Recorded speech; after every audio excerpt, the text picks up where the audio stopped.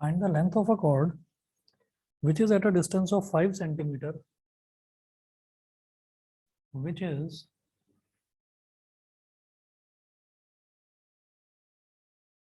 at a distance of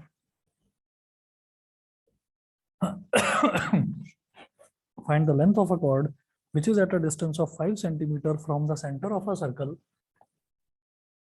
from the center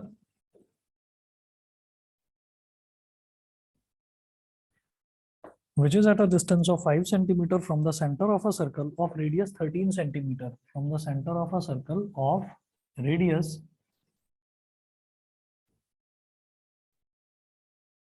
13 centimeter. Question पढ़ के थोड़ा बहुत एक चीज तो समझ में आ गई होगी। जैसे इन्होंने बोला है find the length of a cord which is at a distance of 5 centimetre from the centre of a circle. तो अगर हम कॉर्ड का या कॉर्ड का डिस्टेंस सेंटर से निकालते हैं तो वो हमेशा डिस्टेंस जो है वो परपेंडिकुलर डिस्टेंस होता है। सेंटर क्या है, एक पॉइंट ही तो है, और पॉइंट से किसी कॉर्ड का जब हम डिस्टेंस निकालते हैं तो वो हमेशा परपेंडिकुलर डिस्टेंस होता है, जैसा कि हमने कल वाले क्वेश्चन में भी हमने करा था। तो देखिएगा, जैसे एक सर्कल है, ये सर्कल है, find the length of a cord which is at a distance of 5 centimetre, length of a cord which is at a distance of 5 centimetre from the centre. तो ये सेंटर हो गया, ये कॉर्ड हो गया,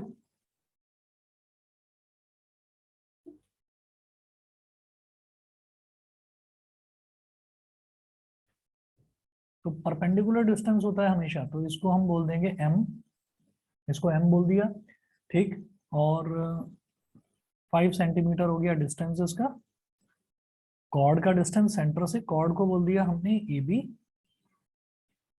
centre of a circle of radius 13 centimetre. तो ये जो रेडियस है आर, ये कितना दे रखा है 13 सेंटीमीटर, गिवन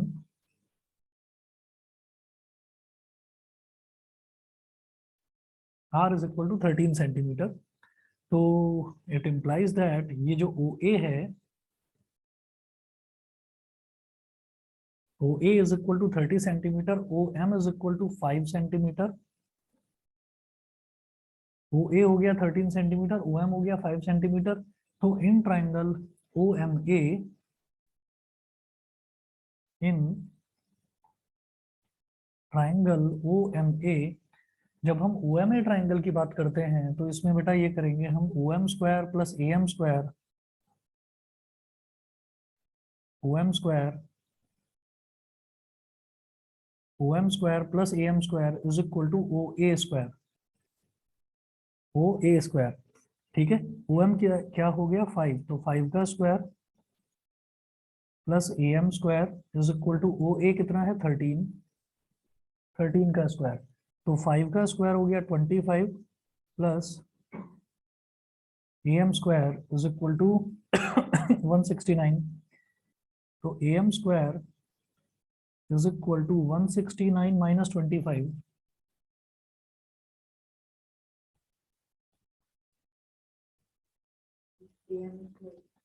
हाँ, तो ए एम स्क्वायर 169 माइनस 25 हो गया, तो ए एम स्क्वायर कितना हो गया 144, तो ए एम कितना हो गया 12, ठीक है। तो ए एम की वैल्यू आ गई 12 centimetre.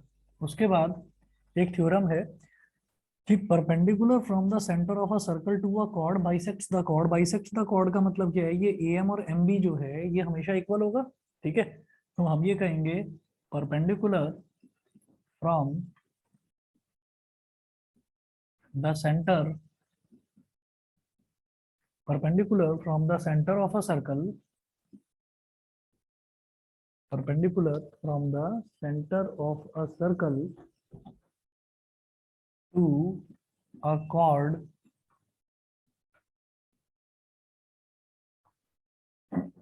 perpendicular from the center of a circle to a chord bisects the chord,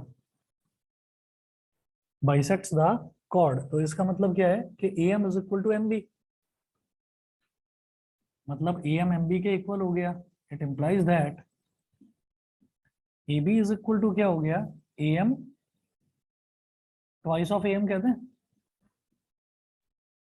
twice of AM कहते हैं? नहीं। अगर नहीं समझ में आता है इस तरीके से, क्योंकि वो उसको बाइसेक्ट कर रहा है, मतलब दोनों आधे आधे में हैं। और अगर या तो ऐसे समझ लीजिए कि भाई ये इसको बाइसेक्ट कर रहा है, मतलब M इसका मिड पॉइंट होगा, तो इसका मतलब AB जो है वो AM का डबल होगा, या तो ऐसे, हाँ 24, या तो ऐसे कर लो। और अगर लगता है कि नहीं ये तरीका ठीक नहीं है, तो एक दूसरा तरीका भी है। कैसे? भाई AB है, AB को क्या लिख सकते हैं, AM प्लस MB। AB जो है उसको क्या लिख सकते हैं, AM प्लस MB। एक टुकड़ा ये, दूसरा टुकड़ा ये, तो AM plus MB। AB is equal to हो जाएगा AM प्लस MB।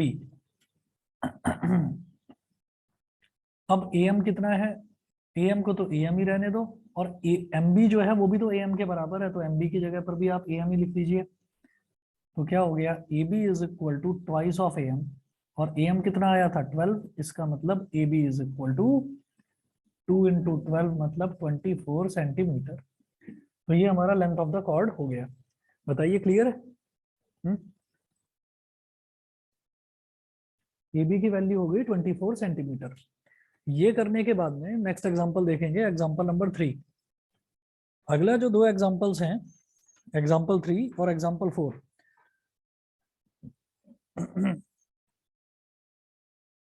इंपॉर्टेंट है। एग्जांपल 3 है, नोट करें, in the given figure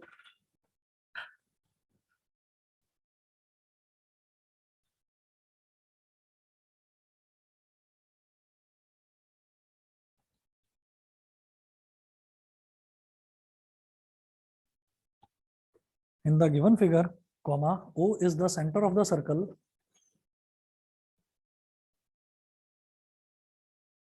O is the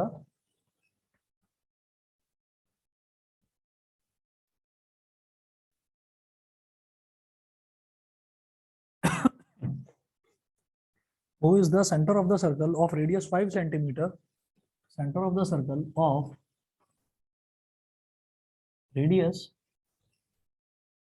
5 centimeter. Full stop. OP is perpendicular on AB. OP is perpendicular on AB, comma, OQ is perpendicular on CD.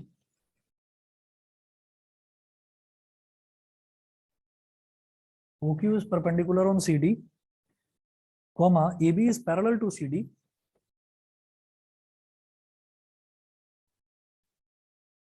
AB is parallel to CD, comma, AB is equal to 6 centimeter.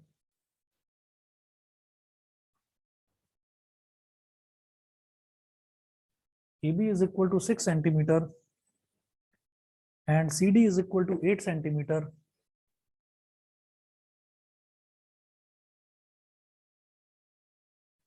And CD is equal to 8 centimeter. Full stop. Determine PQ.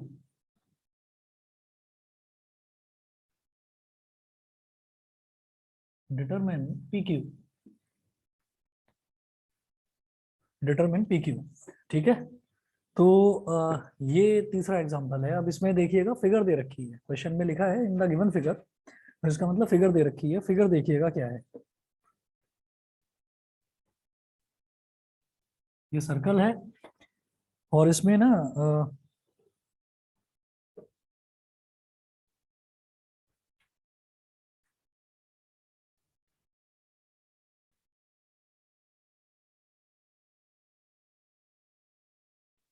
Centre है O,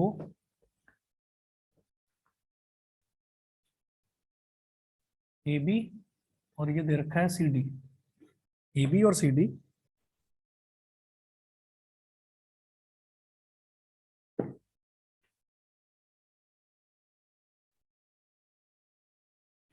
एक straight line है centre से जो AB और CD दोनों को touch करता है, और इन्होंने बोला है ये वाला पॉइंट है बेटा OQ।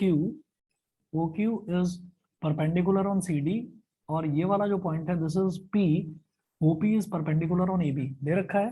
OP is perpendicular on AB, तो OP is perpendicular on AB and OQ is perpendicular. OQ is perpendicular on CD and this AB is parallel to CD. AB is equal to 6 centimetre. ये जो AB है ये 6 centimetre है।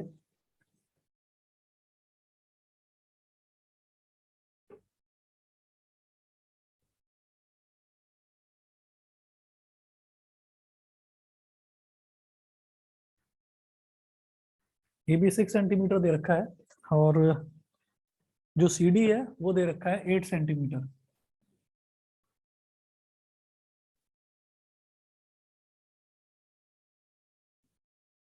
C D दिया है हमको 8 centimetre, ठीक है। हम ये कहेंगे OP is perpendicular on A B, it implies that OP bisects the chord AB। ये समझ में आ गया भाई? OP क्या है? परपेंडिकुलर है ना, सेंटर से कॉर्ड पर परपेंडिकुलर है, तो AB एक कॉर्ड ही तो है। तो इसका मतलब क्या है कि OP जो है वो AB कॉर्ड को बाइसेक्ट कर रहा है। बाइसेक्ट करने का मतलब क्या है? बाइसेक्ट करने का मतलब है बेटा ये AP और ये BP ये इक्वल है। It implies that AP is equal to BP, इसको आप बोल दीजिए इक्वेशन नंबर 1। उसके बाद फिर मैं कहूंगा कि OQ is perpendicular on CD. It again implies that OQ bisects the chord CD। OQ जो है वो CD chord को बाइसेक्ट कर रहा है, मतलब हमारा ये जो CQ है और ये जो DQ है ये दोनों इक्वल हो जाएंगे। It implies that CQ is equal to DQ। ये हो गया हमारा इक्वेशन नंबर 2। यहां से मैं क्या समझता हूँ कि ये जो AB है ये पूरा का पूरा मेरे को 6 दे रखा है, ठीक है। तो इसका मतलब AP क्या हो जाएगा? 6 का आधा।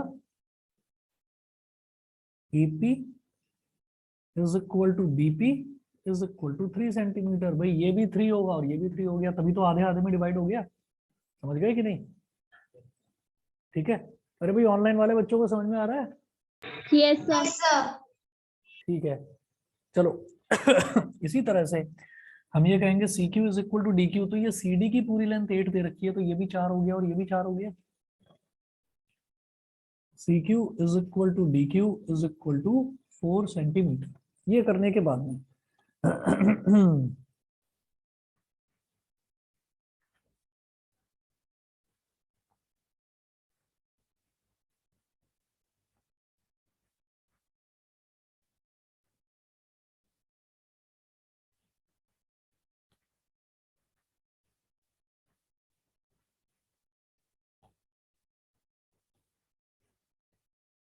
ये करने के बाद में अब हम क्या करेंगे? हमें निकालना क्या है इसमें? वो बोल रहे हैं PQ की लेंथ बतानी है, ये सिर्फ इतनी सी लेंथ बतानी है PQ की। तो क्या करो आप, एक तो OA इसको ज्वाइन कर दो और एक OC को ज्वाइन कर दो।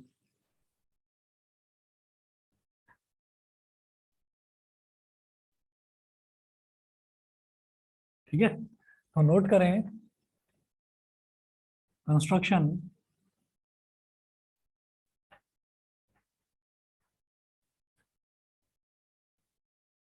Join OA and OC।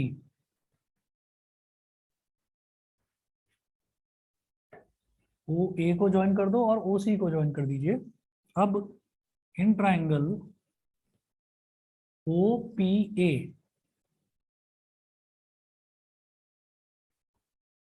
In triangle OPA, तो OPA ट्राइंगल में by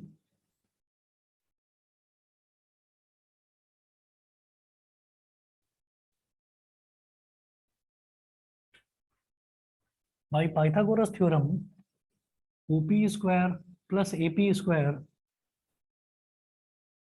OP square plus AP square is equal to OA square. एक चीज देखिएगा, इन्होंने बोला है सर्कल ऑफ रेडियस 5 सेंटीमीटर, तो जो हमारा OA है, ये जो OA है ये भी रेडियस है और ये जो OC है ये भी रेडियस है, दोनों रेडियस ही है ना। और रेडियस हमको दे रखा है 5 सेंटीमीटर, तो ये भी R है और ये भी R है, ठीक है। और यही आप लिख लीजिएगा given R is equal to 5 centimetre, ये हमको दे रखा है। अच्छा, अब AP की वैल्यू हम निकाल चुके हैं। AP की वैल्यू कितनी है? 3 सेंटीमीटर। तो OP स्क्वायर प्लस 3 का square is equal to R का square. OP square is equal to R कितना है? रेडियस 5, तो 5 का स्क्वायर माइनस 3 का square. OP square is equal to 25 minus 9, OP square is equal to 16, तो OP is equal to कितना हो गया 4 सेंटीमीटर। ठीक है, ये आपको समझ में आ गया होगा। उसके बाद हम क्या करेंगे कि अभी तो ट्राइंगल OPA में हमने पाइथागोरस थ्योरम लगाई, अब हम क्या करेंगे ट्राइंगल OQC में पाइथागोरस लगा देंगे। OQC में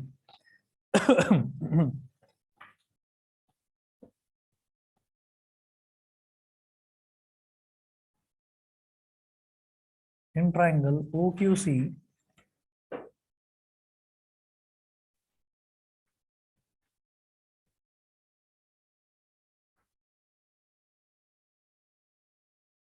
in triangle OQC by Pythagoras theorem OQC में देखिए क्या करेंगे, OQ square plus CQ square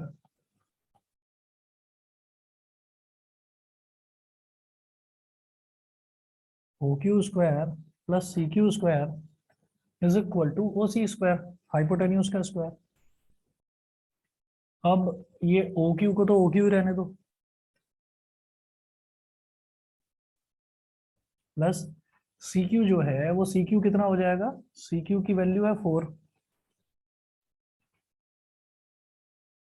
is equal to OC है अगेन 5, रेडियस ही तो है, तो OQ स्क्वायर क्या हो गया 5 स्क्वायर यानी कि 25 माइनस 16 मतलब 9 हो गया क्या। ठीक है, तो OQ कितना हो गया 3 आ गया, OQ आ गया 3 सेंटीमीटर। अब आप खुद समझिए, वो इस क्वेश्चन में मुझसे पूछ रहे हैं क्या समझ रहे हैं, वो इस क्वेश्चन में हमसे पूछ रहे हैं कि आप PQ आप PQ की लेंथ निकालिए। तो PQ की लेंथ कैसे निकलेगी, आप सोचो कि अगर मैं OP में से OQ को सब्ट्रैक्ट कर दूं तो PQ बच जाएगा 1 सेंटीमीटर। समझ गए कि नहीं, वही PQ पूछ रहे हैं PQ, तो ये पूरी यहां से लेकर यहां तक वाली लेंथ क्या है OP में से OQ को सब्ट्रैक्ट कर दो तो PQ ही तो बचेगा बस। ठीक है, बस यही है। चलिए जी, ये मिटा रहा हूं मैं, समझ में आ गया सभी को, बताइए। Yes sir. ओके,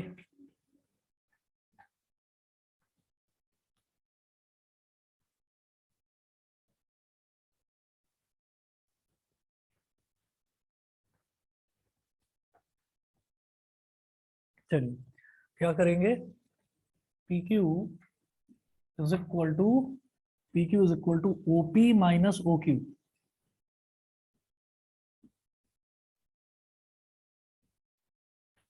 OP कितना है 4 सेंटीमीटर और OQ है 3।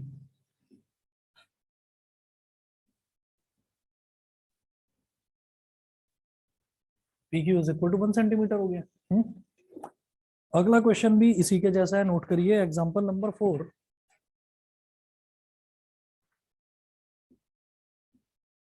और ये मत समझिएगा कि मैं आपको बहुत ज्यादा वर्क बर्डन डालने वाला हूँ, आरडी के मैं सारे क्वेश्चंस आपसे नहीं करवाऊंगा, आरडी में बहुत सारे क्वेश्चंस दे रखे हैं, तो आरडी के लिमिटेड क्वेश्चंस हम लोग करेंगे। ठीक है, वो क्वेश्चंस जो मैं आपको करवाऊंगा वो छोड़ना मत, समझ रहे हैं, वो क्वेश्चंस आप छोड़ना मत, क्योंकि उन क्वेश्चंस में से ही आपके क्वेश्चंस कोई ना कोई क्वेश्चन आपको पेपर में मिल जाएगा। ठीक है, तो जो इंपॉर्टेंट क्वेश्चन है वही मैं इसमें करवाने वाला हूँ, नहीं तो ऐसे तो आरडी में बहुत ज्यादा दे रखा है, उसकी जरूरत पड़ती नहीं है हमको।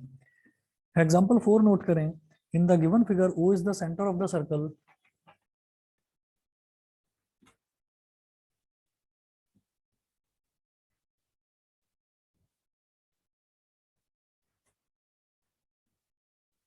in the given figure O is the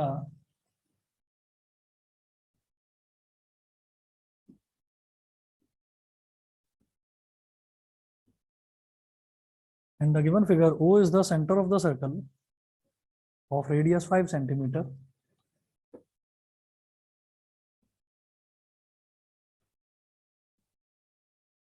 of radius 5 centimeter,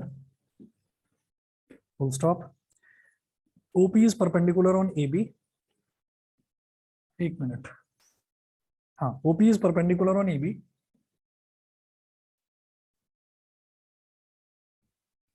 comma OQ is perpendicular on CD, comma AB is parallel to CD,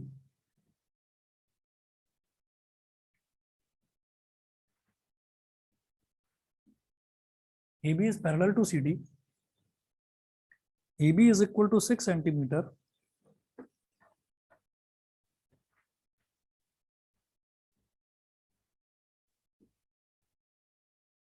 And CD is equal to 8 centimeter. Determine PQ. देखा मैंने सेम क्वेश्चन तो नहीं लिखवा दिया दोबारा example 3? Same ही लिखवा दिया क्या? चलो कोई बात नहीं, क्वेश्चन भले ही सेम हो लेकिन अलग है, बताता हूँ अभी, फिगर अलग है, ठीक। बाकी सारी चीजें सेम है। तो फिगर बनाइए इसकी।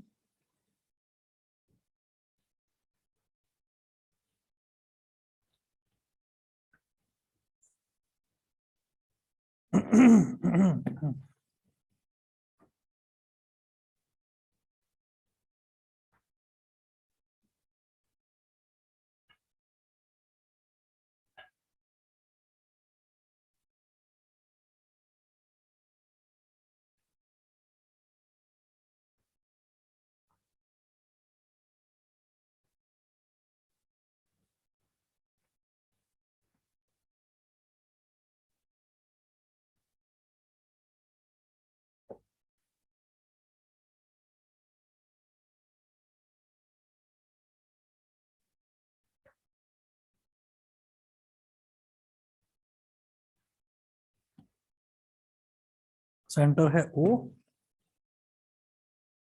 ये वाला पॉइंट P दे रखा है, ये वाला पॉइंट Q दे रखा है, AB is parallel to CD दे रखा है। तो आप ये देखिए क्वेश्चन बिल्कुल सेम है, एक एक चीज सेम है, डेटा पूरा सेम दे रखा है, लेकिन अंतर क्या है कि यहाँ पर AB और CD दो पैरेलल कॉर्ड्स थी, वो सेंटर के एक तरफ ही दे रखी थी, ठीक है, सेंटर के एक तरफ, on the same side of the centre. और यहाँ पर इसमें तो देखिए सेम साइड पर दे रखी है, और यहाँ पर क्या है कि अलग अलग side, on the different sides of the centre, एक सेंटर के ऊपर वाली साइड पर है और एक सेंटर के नीचे वाली साइड पर है, ठीक है। तो कई बार एग्जामिनर क्वेश्चन इस तरह से बनाकर देता है, क्वेश्चन तो ये ऐसे हैं थर्ड और फोर्थ जो बेहद इंपॉर्टेंट है और उन इंपॉर्टेंट क्वेश्चन में से हैं जो पेपर में आते हैं, ठीक है। तो इसमें क्या है कि वो आपको जैसे यहाँ पर दे रखा है इन द गिवन फिगर, तो फिगर हमको बनाकर दे रखी है, वो फिगर बनाकर नहीं देंगे, वो ये कह देंगे कि both the parallel chords are on the same side of the centre, या तो ये कह देंगे, या फिर ये कह देंगे कि both the parallel chords are on the opposite sides of the centre. तो अपोजिट साइड्स वाला केस ये है, क्योंकि एक सेंटर के इस तरफ हो गई कॉर्ड और एक सेंटर के इस तरफ हो गई, तो ये तो अपोजिट साइड्स वाला हो गया, और सेम साइड वाला हमने देख ही लिया, ठीक है। तो क्या करेंगे, ओ से ए को ज्वाइन कर दिया, ओ से सी को ज्वाइन कर दिया। इससे पहले वाले क्वेश्चन में देखिए कितना पेज यूज हुआ है, एक पेज, एक पेज यूज हुआ है। चलो तो आप 1.5 छोड़ दो, एक पेज छोड़ दो, कर लेना अपने आप, समझ रहे हो। बस एक चीज है आपको बता ही देता हूँ, है क्या इस क्वेश्चन में, भाई यहाँ पर ओपी निकला था, यहाँ पर ओपी निकला था, तो यहाँ पर जो ओपी निकला था वो निकला था 4 सेंटीमीटर और ओ क्यू 3 सेंटीमीटर, क्योंकि डेटा सेम है, ओपी और ओ क्यू यहाँ पर भी सेम निकलेगा। और जब पी क्यू बताना होगा तो यहाँ तो पी क्यू में क्या करा था, ओपी माइनस ओ क्यू, यहाँ पी क्यू कैसे निकलेगा, दोनों को ऐड कर देंगे, ठीक है। तो आंसर आपको पहले से ही पता चल गया है कि 4 + 3, जैसे यहाँ क्या करा था, यहाँ 4 - 3 करा था हमने, तो 1 सेंटीमीटर आ गया था, इधर 4 + 3, तो आंसर इसका 7 सेंटीमीटर है। 7 सेंटीमीटर मैंने आपको आंसर बता दिया, नोट कर लो, यही क्वेश्चन के बराबर में आंसर है इसका 7 सेंटीमीटर। और सुनिएगा, जो बच्चे ऑनलाइन बैठे हुए हैं वो भी ध्यान से सुने, जो ऑफलाइन है वो भी ध्यान से सुने कि देखिए, ना तो जो पढ़ाई लिखाई आप लोग कर रहे हैं ना, उसमें ना तो कोई ऐसा है कि आप जो पढ़ रहे हैं उससे आपके पेरेंट्स को कोई फायदा होने वाला है, ना ऐसा है कि मुझे कोई फायदा होने वाला है। बिल्कुल प्रैक्टिकल अगर आपको हम बात बताएं तो पेरेंट्स आपका भला इस वजह से चाहते हैं क्योंकि आप उनके बच्चे हैं, तो उनको भी अच्छा लगेगा, उनको भी अच्छा लगेगा अगर आप लाइफ में सक्सेसफुल हो जाएंगे। और सक्सेस की शुरुआत जो है वो 9th क्लास से हो जाती है, इसीलिए आपने ये देखा होगा कि 8th क्लास तक आप में से ज्यादातर बच्चों ने कभी ट्यूशन लगाया भी नहीं होगा, ठीक। ज्यादातर या तो फादर पढ़ा देते हैं घर पर, या बड़ा कोई भाई बहन होता है वो पढ़ा देता है, और या फिर मदर पढ़ा देती हैं। तो 9th क्लास से ही सीरियसनेस क्यों शुरू हो जाती है, क्योंकि यहीं से बेस शुरुआत होती है 10th क्लास की, और 10th क्लास के रिजल्ट के बेस पर 11th क्लास में आपकी स्ट्रीम डिसाइड होती है। स्ट्रीम समझते हैं, है ना, कि कौन सी ब्रांच आप ले रहे हैं, ह्यूमैनिटीज साइड जा रहे हैं या साइंस साइड जा रहे हैं या कॉमर्स की साइड में जा रहे हैं। तो इसलिए 10th इंपॉर्टेंट है। उसके बाद फिर 12th इंपॉर्टेंट इस वजह से हो जाती है कि कुछ बच्चे क्या हैं 11th और 12th के साथ प्रिपरेशन करने लगते हैं। कॉमर्स वाला बच्चा है तो कॉमर्स वाला बच्चा तैयारी शुरू कर देता है अपना सीए वगैरह की, सीए की, कंपनी सेक्रेटरी की, इसकी तैयारी।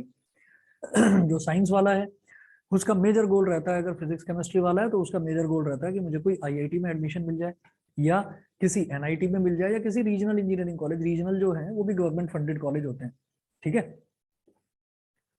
उसके बाद अगर हम ह्यूमैनिटीज वालों की बात करें तो ह्यूमैनिटीज वाले वो बच्चे होते हैं जो पहले से ही अपना गोल एक डिसाइड करके चलते हैं, या तो वो बच्चे होते हैं जो बिल्कुल डफर होते हैं, उन्हें कुछ और मिलता ही नहीं है तो ह्यूमैनिटीज ले लेते हैं, क्योंकि ह्यूमैनिटीज में आपके 40 या 45% मार्क्स भी हैं तो भी ह्यूमैनिटीज मिल जाती है। ह्यूमैनिटीज में क्या है, English, Hindi, sociology, political science, history, civics, geography, ये, ठीक है। और वो अपना पहले से ये टारगेट लेकर चलते हैं कि हमें सिविल सर्विसेज क्रैक करना है, ये आईएएस, आईपीएस, यूपीएससी, ये सारे एग्जाम्स।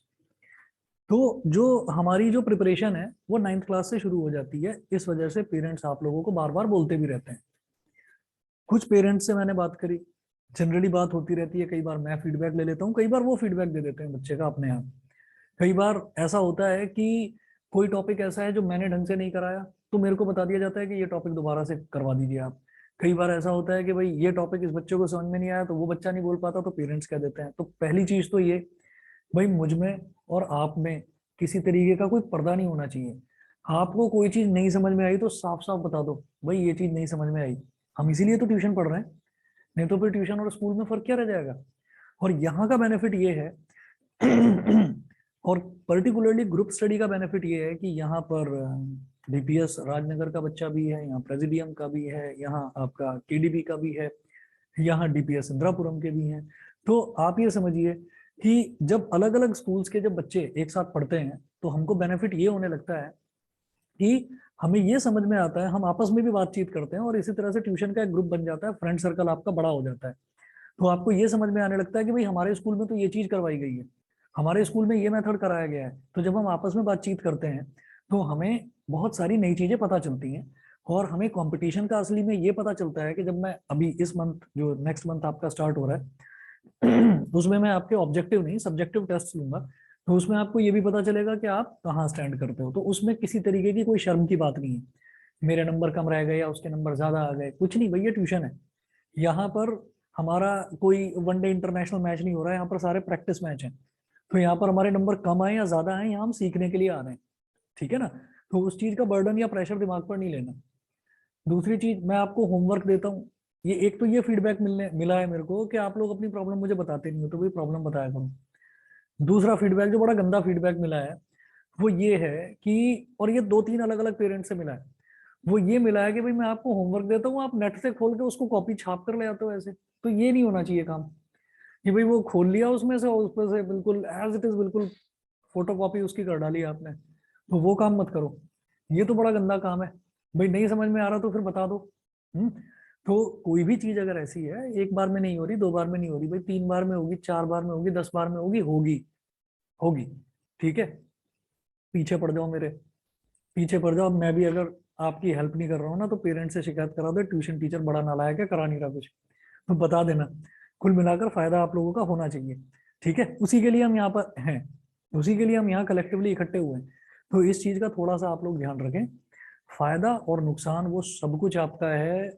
जो डीड है ना, डीड, ये डीड 2 साल की डीड है, ये 9th से और 10th की डीड का मतलब समझते हैं ना, जो आप काम कर रहे हैं, आपका कर्म। The deed is nothing, no sorry, the deed is everything and the glory is nothing. तो ये जो आप कर रहे हैं ना, ये जो आप कर रहे हैं, ये सब कुछ 2 साल तक आप पूरी मेहनत करेंगे, तो सब कुछ तो यही है जो ये मेहनत है। और वो जो ग्लोरी है जो आपको रिजल्ट वाले दिन मिलेगी, जब 10th का बोर्ड का रिजल्ट आएगा, वो 1 दिन या 2 दिन के अंदर अंदर फेड ऑफ हो जाएगी। उसके बाद फिर हम आगे का स्टेप उठाएंगे कि भाई अब हमें 11th क्लास में करना क्या है। तो ये ये सोचिए कि जो भी कुछ स्टार्टिंग हमें करनी है वो अभी से करनी है। और आप सब लोग बैठे हैं, तो मुझे थोड़ा थोड़ा थोड़ा थोड़ा जितना मैं सबके बारे में जानता हूँ, ठीक, जैसे अब तुम नए हो, तुम अभी ऑनलाइन थे तो मैं उतना जानता नहीं हूँ, ठीक है, तुम्हारे बारे में सबसे ज्यादा जानता हूँ, ठीक, शुरुआत से हो। अभी तुम्हारा दोस्त आया नहीं, उसको भी जानता हूँ। तो इन चीजों से मतलब मैं भी आप लोगों के बारे में काफी सारी चीजें सीख चुका हूँ, काफी सारी चीजें मुझे पता चल चुकी हैं, आपकी कमियां भी पता है, अच्छाइयां भी पता है। तो अपनी जो जो कमियां हैं कभी भी, और हम सब जानते हैं हमारी कमी क्या है। फॉर एग्जाम्पल मेरी सबसे बड़ी कमी क्या है, मैं अपनी कमी बता रहा हूँ, कितनी उम्र हो गई, बाल सफेद हो रहे हैं। तो कमी क्या है, सुबह 5 बजे उठना है मेरे को, ठीक है, 5 बजे का अलार्म लगेगा, फिर वो स्नूज होगा, फिर वो 5:15 बजे बजेगा, फिर वो 5:30 बजे बजेगा, फिर वो 6 बजे बजेगा। कुल मिलाकर आज भी इतनी एज होने के बाद जब तक पापा से डांट नहीं पड़ेगी मैं उठता नहीं हूँ। समझ गए? तो ये हमारी कमी है, और शायद आप लोगों की भी यही कमी हो, काफी बच्चों की होती है, ठीक। तो हम कहीं ना कहीं बचपन से बाहर ही नहीं निकले, और फिर ना बड़ा मेरे को गिल्ट महसूस होता है, यार आज भी पापा की डांट से ही उठा, खुद क्यों नहीं उठा।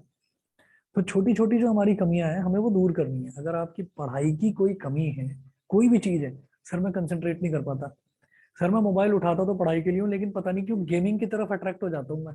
फिर हमारे 4 दोस्त जो हैं, उनका व्हाट्सएप ग्रुप बना हुआ है, वो कहते हैं आजा भाई पबजी खेल लेते हैं, ठीक, तो हम लोग ऑनलाइन आ जाते हैं। और ऑनलाइन सर पता ही नहीं चलता, 7 बजे बैठता हूँ, 9 बज जाते हैं, 10 बज जाते हैं, पता ही नहीं चलता। ये जो लगन और कंसंट्रेशन है, ये पढ़ाई में अगर आ गई तो मजा आ जाएगा, कि हम पढ़ने बैठे और हमें पता ही नहीं चला कि कब 2-3 घंटे पास हो गए। हम्म, ये फेसबुक, कौन सा होता है वो, इंस्टा हैंडल बोलते हैं उसको आजकल, ऐसा है ना कुछ, कि ping me on my Insta handle, ये चलता है, ठीक। तो ये जो सारी चीजें हैं, ये इस तरीके से भी तो रहता है ना कुछ, कि अगर कॉल करना होता है तो बस ये सिंबल बनाकर भेज देते हैं आप, कॉल मी एनी टाइम। इसका ऐसे ही मतलब होता है ना, और एक ये होता है, ये क्या बोलते हैं इसको, यो बोलते हैं, क्या बोलते हैं ऐसे कुछ, yo bro, take a chill pill bro, अगर कोई परेशान हो रहा है तो take a chill pill bro, ठीक। ये बड़ी अजीब अजीब सी चीजें, मैं एक दिन नीचे चला गया था, तो आप लोग नहीं थे, 11th क्लास वाले बच्चे थे। तो बातें क्या हो रही हैं, उनको पता नहीं कि मैं छोटी लिफ्ट से मैं बाहर आ रहा हूँ, और लिफ्ट हमारी अटक गई, और उनकी लिफ्ट खुली हुई है, हमारी लिफ्ट का दरवाजा नहीं खुल रहा, तो सारी बातें मुझे सुनाई दे रही हैं, ठीक है। अगर उसने अगर उसने तेरे को ये बोल दिया, तो उसको माइंड करने की क्या जरूरत है, I think you are crazy bro, है ना। तो ये मतलब इस तरीके की बातों में, इस तरीके के डायलॉग्स में तुम्हारा बड़ा इंटरेस्ट है, ठीक। तो ये जो सारी चीजें हैं, ये सारी चीजें भी खैर जरूरी हैं, हंसी मजाक भी जरूरी है, पर थोड़ा सा। और ये कौन बच्चे बात कर रहे थे, ये कौन बच्चे बात कर रहे थे जो अभी पढ़कर निकले हैं, अभी यहाँ से ट्यूशन पढ़कर निकले हैं, उनकी कॉपी ऐसी ही जाती है, ऐसी ही वापस आ जाती है। मैं पूछता हूँ होमवर्क कर लिया, बस, फिर ऐसे कीमत दिखा हुई, नहीं सर वो मेरी गर्दन में दर्द हो रहा था इसलिए मैंने ऐसे ऐसे करा था, मैं हाँ नहीं बोल रहा था। तो उन चीजों से थोड़ा बहुत बाहर निकलिए, होमवर्क पर कंसंट्रेट करिए, और प्लीज मैं आप लोगों को सजेस्ट कर रहा हूँ, and it is also a request, कि आप लोग होमवर्क में अगर कोई चीज नहीं समझ में आती है, तो अगर कोई बहुत ही ज्यादा अर्जेंसी है कि अगले दिन टीचर मतलब बिल्कुल शिकायत ही लगा देगी, कुछ ऐसी बात हो जाएगी, तब तो उस काम को कर लो, ठीक, लेकिन वो मजबूरी में होना चाहिए। लेकिन ये काम नहीं कि यार ट्यूशन का होमवर्क के लिए भी आप नेट से कॉपी कर रहे हो, वो काम मत करो। यहाँ सब बराबर है, यहाँ सब बराबर है, किसी को कोई चीज नहीं समझ में आती है तो बता दिया करो, भाई तुम्हें कोई टेंशन तो नहीं है, तुम पता नहीं ऐसा बिल्कुल ऐसे रहते हो जैसे पता नहीं भाई, परेशान एकदम, ऐसा कोई बात तो नहीं है। तुम्हारे साथ भी यही कहानी है, तुम भी परेशान से रहते हो कुछ। ये मास्क में भी हंसता है, मुझे पता चल जाता है। तो थोड़ा खुश भी रहा करो, ठीक है, कोई भी प्रॉब्लम हुआ करे, सुन रहे हो भाई, ऑनलाइन वाले कहाँ हो सबके सब। Yes, sir. Yes sir.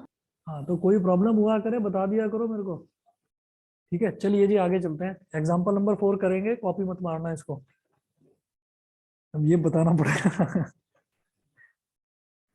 अच्छा, एग्जाम्पल 5 है, सेम है। छोड़ रहे हैं। एग्जाम्पल 6 करेंगे।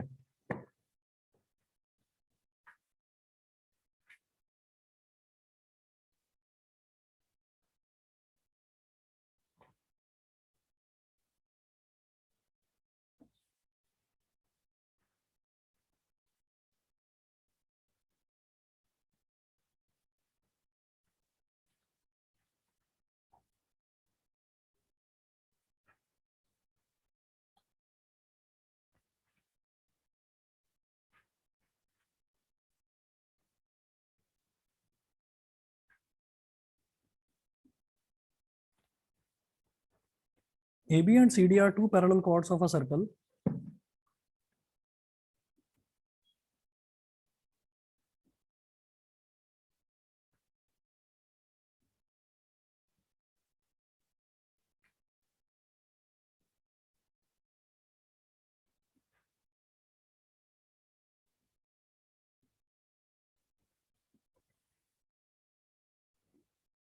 Such that AB is equal to 10 centimeter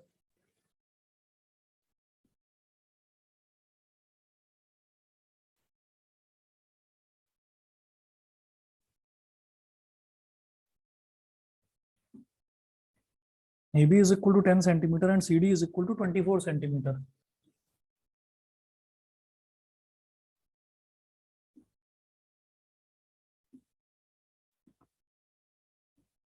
If the chords are on the opposite sides of the center,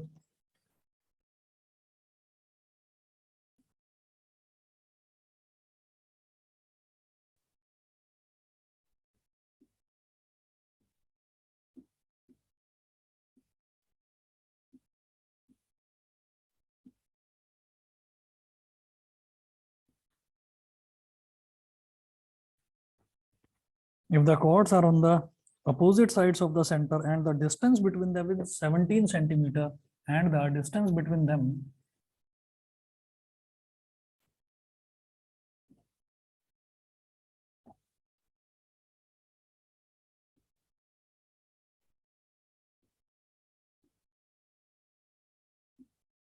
is 17 centimeter, comma, find the radius of the circle.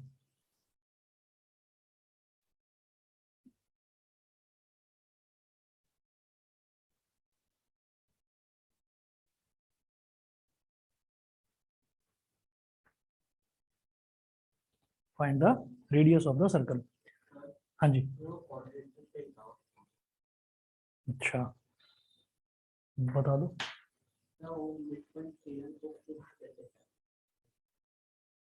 अच्छा, mid point theorem अभी कराऊं कल कराऊं? Urgency है क्या कुछ? अच्छा, Monday तक करके देना. चलो पहले ये क्वेश्चन करते हैं फिर बताता हूँ. AB and CD are two parallel chords of a circle such that AB is equal to 10 centimeter and CD is equal to 24 centimeter.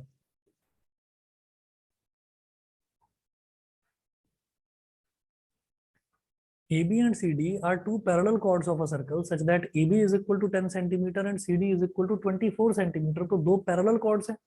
ये chords बनती कहाँ है? सर्कल के अंदर बनती है.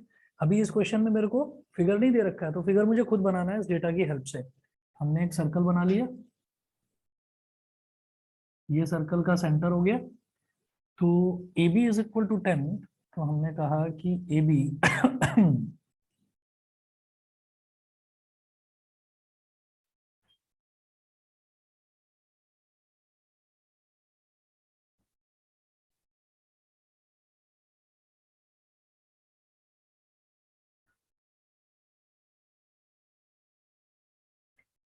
ये बनाने का तरीका है, आप बस इतना समझिए कि देखो AB इज इक्वल टू 10 है तो छोटी कॉर्ड है, और CD इज इक्वल टू 24 है तो 10 के डबल से भी ज्यादा है. ठीक है, तो जैसे जैसे कोई भी कॉर्ड सेंटर के नजदीक आती जाती है उसकी लेंथ बढ़ती जाती है, और अगर कोई कॉर्ड सेंटर से ही पास हो जाती है तो वो लॉन्गेस्ट कॉर्ड होती है, उसी को हम डायमीटर बोल देते हैं. तो अब आप ये देखिए, AB दे रखा है 10 centimetre and CD 24 centimetre. If the chords are on the opposite sides of the centre, इस लाइन को ध्यान में रखते हुए मैंने एक कॉर्ड इधर बनाया और एक कॉर्ड इधर बनाया, एक सेंटर के ऊपर एक सेंटर के नीचे, अपोजिट साइड्स हो गया सेंटर का. हाँ, अच्छा, and the distance between them is 17 centimetre. तो ये O है, यहां से इस पर परपेंडिकुलर डाला मैंने और यहां से इस पर परपेंडिकुलर डाला. तो ये अगर x है, ये अगर x है तो ये वाला लेंथ कितना हो गया? 17 माइनस एक्स. समझ गए? ठीक है, ये x है तो ये 17 माइनस एक्स, और उन्होंने बोल रहा है find the radius of the circle.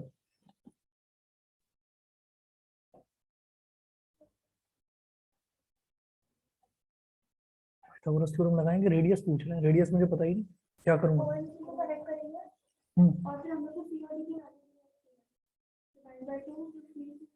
चलो ये आर हो गया, ऐसे ही ओ और ए को कनेक्ट करेंगे, ये भी आर हो गया। सी डी की वैल्यू कितनी दे रखी है 24, तो कितना हो गया 12 हो गया। इसको कुछ बोल देता हूँ, पी बोल देते हैं, और इसको क्यू बोल देते हैं, ठीक है। तो ये 12 हो गया, और ये ए बी कितना है 10, तो ये 5 हो गया। अब क्या करेंगे, हमारे पास तो दो अननोन हो गए, एक्स बी और आर बी।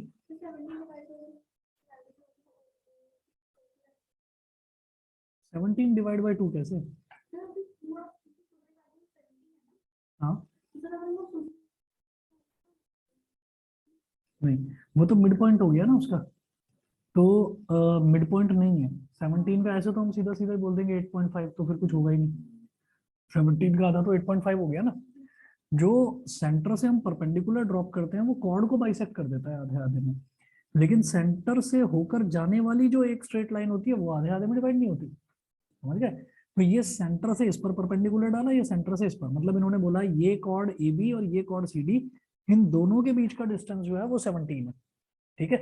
तो मैंने जानबूझकर वो डिस्टेंस, ये वाला डिस्टेंस ले लिया। पैरेलल लाइंस के बीच में आप कहीं पर भी कितनी भी लाइंस ड्रॉ करिए, वो डिस्टेंस सेम आएगा। आप यहाँ पर भी करेंगे तो भी 17 आएगा। खैर उसको छोड़ो, मैंने ये कहा ये अगर x है तो ये 17 माइनस एक्स हो गया, तभी तो ये टोटल 17 बन जाएगा। ये समझ गए, इसको x ले लिया इतने टुकड़े को, तो ये 17 माइनस एक्स। ये क्लियर है? अब देखो, मुझे तो रेडियस निकालना है ना, तो हम ये कहेंगे in triangle OPC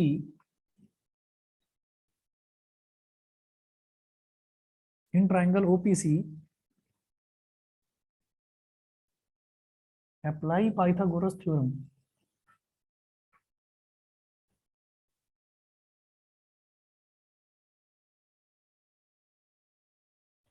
in triangle OPC apply Pythagoras theorem, तो ये हो गया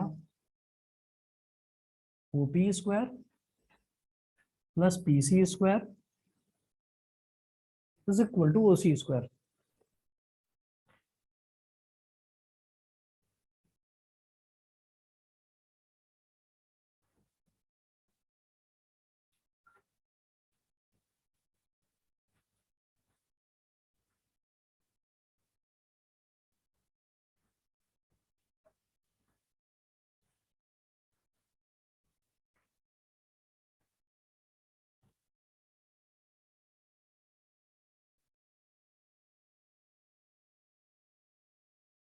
अब देखिए OP कितना है x,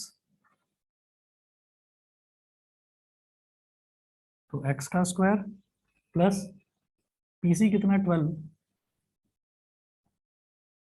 तो 12 का square is equal to OC square. हाँ OC को भी वैल्यू डालो r, है ना, r स्क्वायर हो गया। तो x square plus 144 is equal to r square, equation number 1। फिर कहें in triangle OQA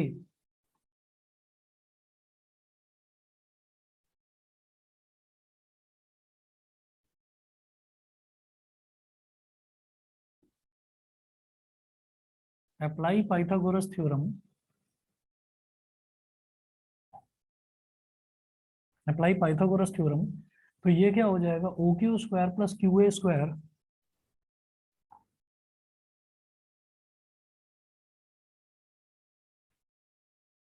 is equal to OA square. अब OQ क्या है 17 माइनस एक्स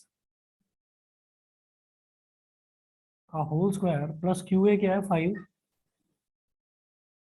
का square is equal to OA क्या है r, तो r स्क्वायर। 17 माइनस एक्स के होल स्क्वायर में क्या लगा दूंगा मैं, a माइनस बी का होल स्क्वायर, तो 17 का square plus x square minus 2 into 17 into x plus 25 is equal to r square. 17 का स्क्वायर होता है बेटा 289 plus x square minus 34x plus 25 is equal to r square. थोड़ा और simplify करिए, तो एक्स स्क्वायर माइनस 34x और 289 plus 25 कितना हो जाएगा, 89 प्लस 5 हो जाएगा 295, 295 305 315 हो गया is equal to r square. This is my equation number 2। यहां से मुझे क्या समझ में आता है कि हमारी इक्वेशन नंबर 1 भी आर स्क्वायर के इक्वल है और हमारी इक्वेशन नंबर 2 जो है ये भी आर स्क्वायर के इक्वल है। दोनों इक्वेशंस आर स्क्वायर के इक्वल हो गई।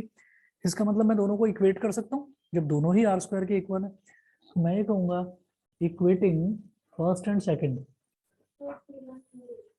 हाँ 3/4 314 ओ सॉरी सॉरी बिल्कुल सही 314 314 होगा, सही कह रहे हैं।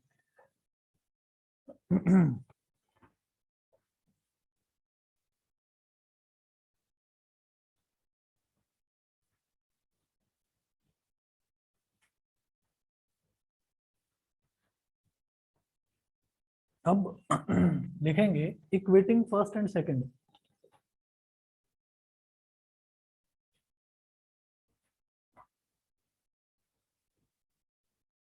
इक्वेटिंग फर्स्ट एंड सेकंड तो X square minus 34x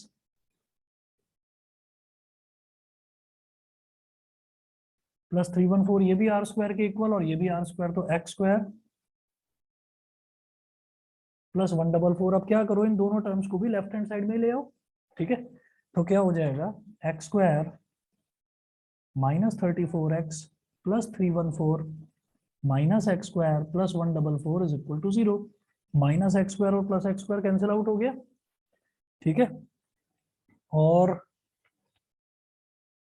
minus 34x और प्लस का 314 माइनस का 144, तो 314 में से 144 को सब्ट्रैक्ट करना है बेसिकली।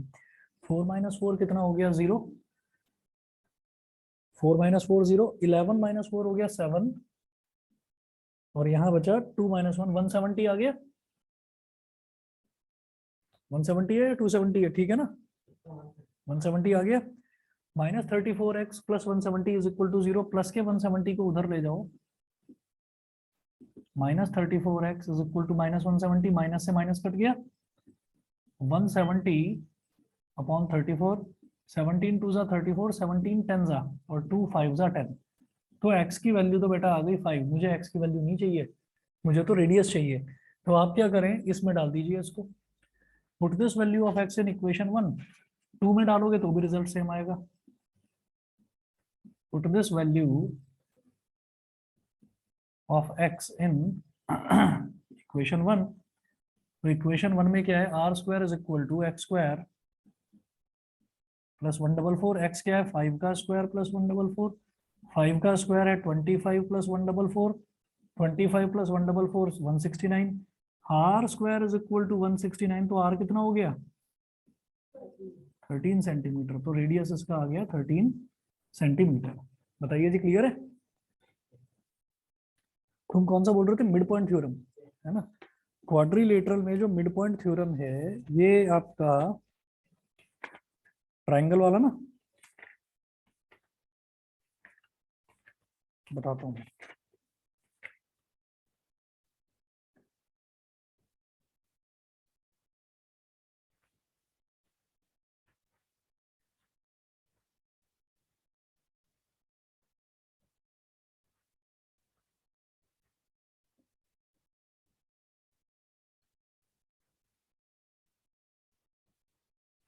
अच्छा, मिड पॉइंट थ्योरम मैंने कराई थी आप लोगों को, ध्यान नहीं आ रहा।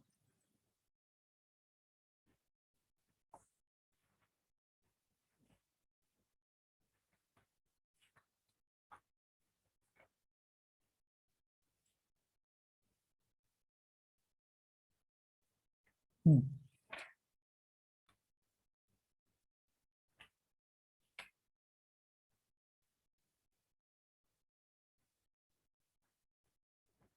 जैसे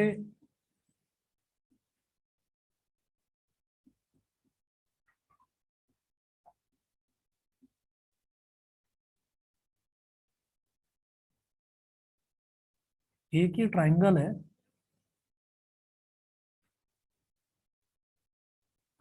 ये ट्राइंगल है ए बी सी। इसमें मिड पॉइंट थ्योरम में हमने ये बताया था कि अगर एक लाइन डी ई है, वो किसी तीनों में से किसी एक साइड के पैरेलल एक लाइन ड्रॉ कर दी जाती है, तो बल्कि ये कहा जाए कि if D is the midpoint of A B and E is the midpoint of A C then D E is parallel to A C. ये होता है midpoint theorem.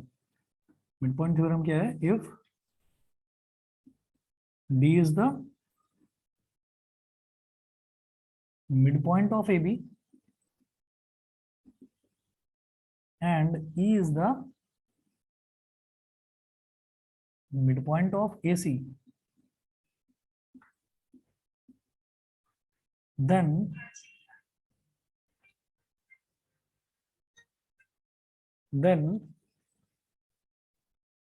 DE is parallel to BC and DE is equal to half of BC। Hint देता हूं, पूरा नहीं कराऊंगा, ठीक है? पूरा आप करना। फिर भी ना समझ में आया तो मुझे कॉल करना, मैं आपको बता दूंगा, कल का भी देना बता दूंगा। देखिए, जैसे मान लीजिए ये एक लाइन है, तो मैं क्या करूंगा कि मैं जानबूझकर एक लाइन इसके बी ए के पैरेलल ड्रॉ कर दूंगा ऐसे, और फिर इसको आगे ऐसे एक्सटेंड करेंगे, और ये वाला पॉइंट हो जाएगा हमारा एफ, ठीक है? ये करने के बाद में फिर हम इसमें ये कहेंगे कि जब मैंने ये वाली लाइन इस वाली लाइन के पैरेलल ड्रॉ कर दी है, जब पैरेलल ड्रॉ कर दी, तो इसका मतलब हमारा ये वाला एंगल और ये वाला एंगल इक्वल हो जाएगा। कैसे इक्वल होगा? ऑल्टरनेट इंटीरियर एंगल्स, क्योंकि ये वाली लाइन और ये वाली लाइन ये पैरेलल हैं, तो ये ट्रांसवर्सल हो गई, तो एक एंगल इस तरफ, एक एंगल इस तरफ, ऑल्टरनेट इंटीरियर।